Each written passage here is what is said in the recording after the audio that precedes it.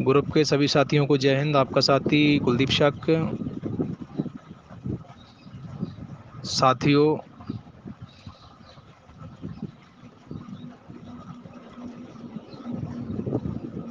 कल का दिन हम लोगों के लिए बहुत ही खराब था, बहुत ही आहत कर गया। मैं सभी साथियों से कहना चाहूँगा, अपने हौसले बुलंद रखो और अपने कर्म पर विश्वास रखो और अपने बाजुओं की ताकत से हम लोग आगे बढ़ेंगे। और हमारे कोई हाथ तो नहीं काट लेगा, लेकिन एक जुनून था भारत सरकार की सेवा करने का, देश की सेवा करने का, फौज में जाने का, वर्दी का। लोगों ने बहुत मजाक उड़ाया हम लोगों का, हर गांव गली, और कल तक उड़ाया और आज भी लोग उड़ाएंगे। लेकिन हमें इन चीज़ों से कतई शर्मिंदा नहीं होना है। हमने अपना कर्म किया। सफलता और विफलता तो भाई सत्ता के हाथ में होती है, कोर्ट के हाथ में थी। जब हमारा जज ही नहीं सही डिसीजन दे सका, उस दिन सारी बहस अच्छे से की, उसने सब कुछ अच्छा किया, सारे मुद्दे हमारे रखे। गलती को उसने गलती नहीं बता पाई। काफ़ी बेस ऐसे थे, आईटीबीपी का था, ठीक है भाई, 12,000 वैकेंसियाँ थी जनरल की।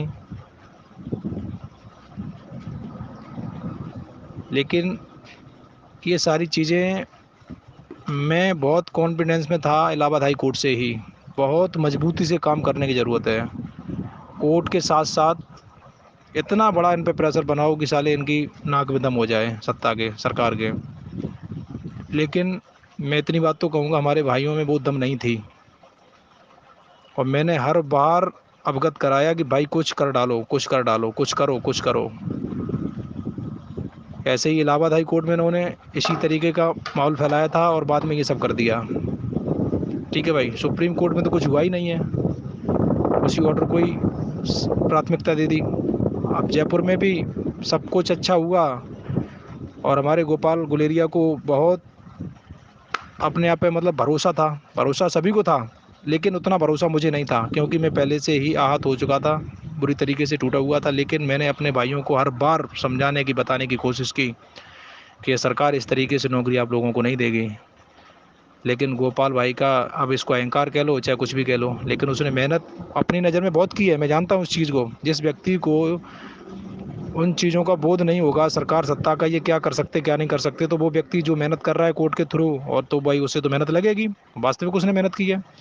लेकिन कभी कभी ऐसा भी होता है कि भाई अपने साथियों के साथ भी, जैसे हम आहत होकर, कभी एक अकेला व्यक्ति चिल्लाता था कि भाई कुछ कर लो, किसी तरीके से कुछ कर लो, शायद कुछ हो।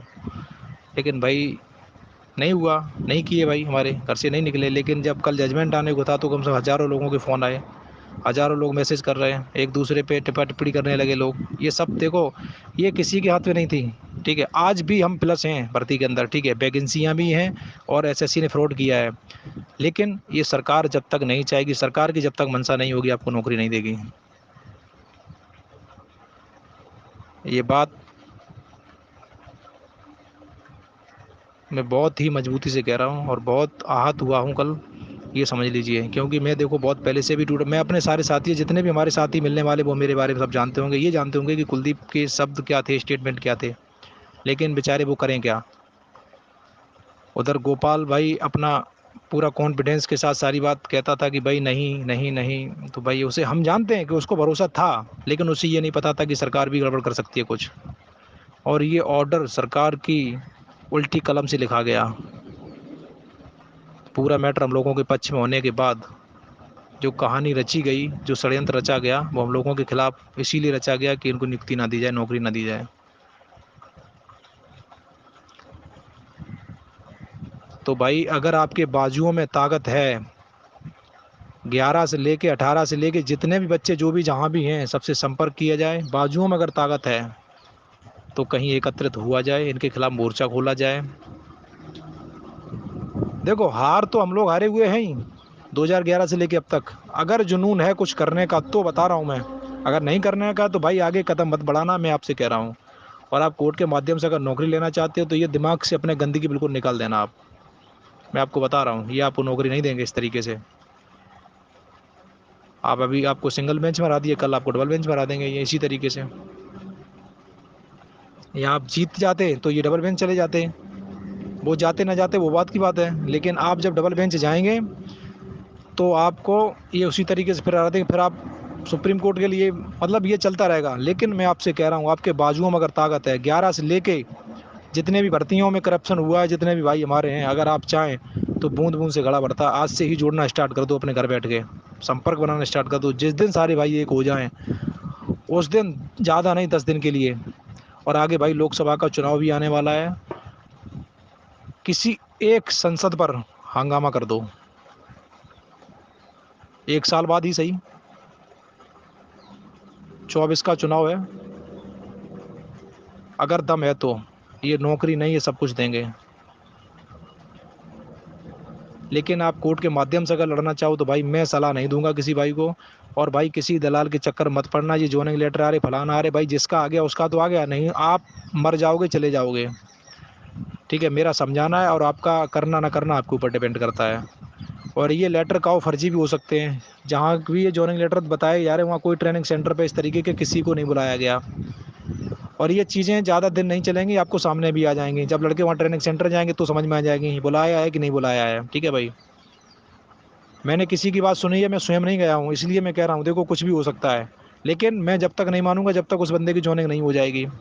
तो भाई मेरा मानना है कि ये चीज़ें गलत हैं, अफवाहें हैं, समझ रहे हो? तो जब तक एसएससी और सरकार हमको नौकरी नहीं देगी, नौकरी नहीं मिलेगी।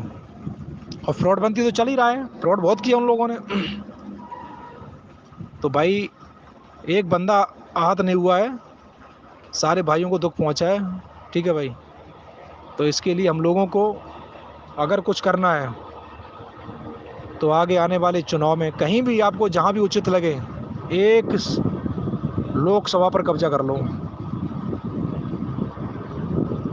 ज़्यादा नहीं, 2 4 5 दिन के लिए टाइम निकाल के। सारे भाई के बैनर आना चाहिए हाथ में कि सरकार हम लोगों के साथ इस तरीके का अन्याय कर रही है और देश में राज कर रही है। जो सरकार युवाओं की नहीं है तो आप समझ लेना ये किसी की नहीं है, ये सिर्फ राज करने वाले लोग हैं। ना तो आपकी हित की बात करेंगे। आप इसी तरीके से सन्नी देओल की गदर देखिए, आपको हिंदुस्तान और उसका पाकिस्तान का वो दिखाएंगे, उधर से सीमा इधर पाकिस्तान में आ जाएगी, उसका सम्मान होगा, समझ गए? तो ये समस्याएं चलती रहेंगी, इन पे आप लोगों को उलझाते रहेंगे ये लोग। और देश की मीडिया तो एकदम कंडोम है ही, आप जानते हैं इस चीज़ को। तो भाई मैंने जो कुछ भी अपने शब्दों में कहा है, जिसके समझ में आ जाए मेरी बात को तो भाई समझना, विचार करना। आप हमसे कहो कि कोर्ट चलो, नहीं जाएंगे। हमसे कहो कि भाई कुछ करो, अभी हम फिलहाल नहीं कर पाएंगे। क्यों नहीं कर पाएंगे? कि कुछ आपके अंदर ऊर्जा नहीं है। मैंने जिस तरीके से बताया, बूंद बूंद करके घड़ा भरता है। आप अपने क्षेत्र में अपने जितने भी भाई लोग GD11 के हैं, अगर सक्षम हैं, सक्षम का मतलब ये जुड़ना है, पैसा किसी को देना नहीं है। ठीक है भाई, 1 रुपये भी अपने ही बलबूते पे अपना ही सब कुछ आना जाना रहेगा। और ज़्यादा दिन की बात नहीं है, एक बार तांडव, एक बार मोर्चा खोलना इनके खिलाफ बस। इन्होंने हमारे साथ गलत किया तो इनके साथ भी हम गलत कर दें। साला कोई एक ऐसा सांसद चुन लें जो जीतता रहा हो हमेशा, उसको साले को ना सा भूतम कर दें हम और पहुँच के एक बार। ये तो मेरी प्लानिंग है। और रही बात आपकी, आप जहाँ चाहें, मेरी प्लानिंग मतलब ये नहीं कि हम चाहें जहाँ, आप जहाँ चाहें, जौन सी भी लोकसभा पे चाहें, इनको नहीं पेलोगे, आपका शोषण हुआ, आपके बच्चों का शोषण होगा कल। इनको इनकी औकात दिखानी चाहिए। हमारे इन्होंने हाथ नहीं काट लिए। हम जानते हैं कि हम पहले नौकरी लग जाती तो देश की सेवा भी कर लेते और हमारे परिवार का पालन पोषण अच्छे से हो जाता। ठीक है, देश में एक खुशी का माहौल होता। लेकिन इन्होंने मेरे हाथ नहीं काट लिए।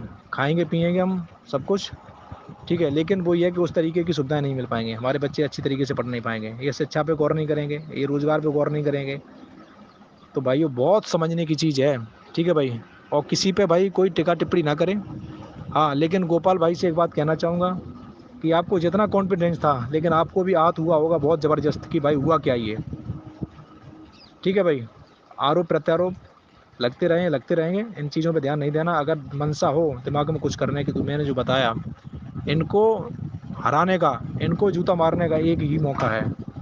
और भर्ती एसएससी की बात कर रहा हूँ, जो करप्शन हुआ है, हो सकता है सभी को ही एक बार मौका मिल जाए सेवा करने का। इस तरीके से हो सकता है ये आपकी सुने, इस तरीके से सुनेंगे और केंद्र में सरकार बीजेपी की फिर बनेगी, कोई नहीं रोक पाएगा।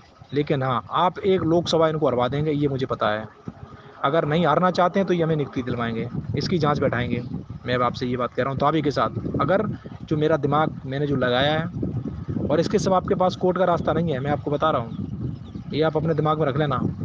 कोर्ट जाओगे, मारे जाओगे, पैसा बर्बाद होगा, समय बर्बाद होगा, इंतजार करोगे, इसी तरीके से जजमेंट यही आएगा।